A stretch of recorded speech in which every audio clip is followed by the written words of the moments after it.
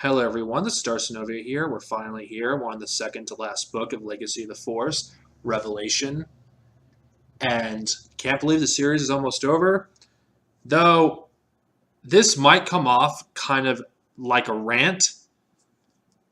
It's at points because there are some serious issues I do have with this book in particular. Then again, I think if you guys heard my videos involving Karen Traviss and her books, I have serious issues with her novels and Legacy of the Force, even though I enjoyed Sacrifice better than the others, it feels like something was going on behind the scenes in Lucasfilm when this series was being written, and it feels like Karen Traviss was not a team player. Because if you read Errol Austin's books and Troy Denning, they sync perfectly together. But Karen Traviss doesn't. And it doesn't come more apparent than Revelation. The issue I have with Revelation primarily is I think the book drags on. I think the Mandalorians, again, hamper the story. They get in the way. And they were added because Karen Traviss is not interested in writing about the other characters unless it's characters that she's written or they're Mandalorian. And honestly, at this point, it's getting really tiring because this is getting close to the climax of this series. And there are times in this book where it feels like filler, towards the end of it especially. It's like there's a point that I was like, why is this still going? The main story has already ended, but it's still going. The subplot for this with Boba Fett, with his family problems, is like a huge part of this book. It's like, why? In fact, of course, I'm going to elaborate on this when I do a review on the whole series. Yes, that's going to happen. I'll explain why when I review the final novel.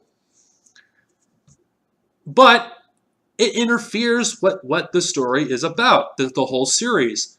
And another issue I have with Karen Traviss with this book, why is it, because this is becoming apparent to me, that the Jedi in this book are written as idiots? Jacen Solo is a dumbass. I mean, he makes decisions that make no sense in this book. He does things that he is so stupid. I have no problem with the death of Pelion, honestly. That's not the issue I have with this book. Is I felt like some of the way the characters are characterized in her book, the way she writes them, they're kind of like incompetent, a lot of them. And it feels like she doesn't want to write about these characters. She wants to write about the Mandalorians, and she cares more about that storyline than about the main storyline. It just feels like Karen Traviss was having a pissing contest with Troy Denning and Errol Austin. I'm feeling a little. I'm not really as sympathetic towards her anymore because this series would have been much better off if Karen Traviss did not write it. I'll elaborate more when I do a full review on this series. Jacen Solo at this point is supposed to be he's a Sith Lord. Yet how is it that the whole galaxy does not know his Sith name, Darth Caedus, at this point in the story? We're at the very end of the story, and he hasn't told the whole galaxy. So you're telling me that the final novel is going to be the only book where the whole galaxy knows that he became a Sith? And it's just the way the characters talk about Jacen. Like, they talk him like he's stupid. It's like the Jacen Solo in the other books are more in character the way he's written before. But Karen Traviss, when she writes about anyone that is the Mandalorians, they're idiots. The only book where you could argue that was probably the best that she wrote was Sacrifice. And she was forced to actually focus on the main storyline. But even then, after Mora died, it could not have simply have ended with Jacen becoming Darth Caedus. She had to focus on the fucking Mandalorians again. That is the issue I have with this book. And I'm glad I don't have to read another book in this part of the timeline with Karen Traviss writing it, because she drags it down. She's not a team player. Her books are not as connected as the others. I mean, the expanded universe doesn't normally have a problem with continuity, but when Karen Traviss writes her, with a bunch of people, she doesn't work well with others. And I can see why, some people may not like her, because I could see why.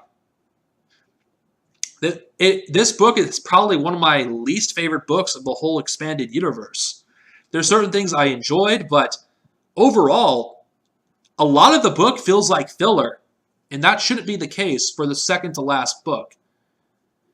And honestly, I still stand by the Mandalorians were not necessary to add, to this story.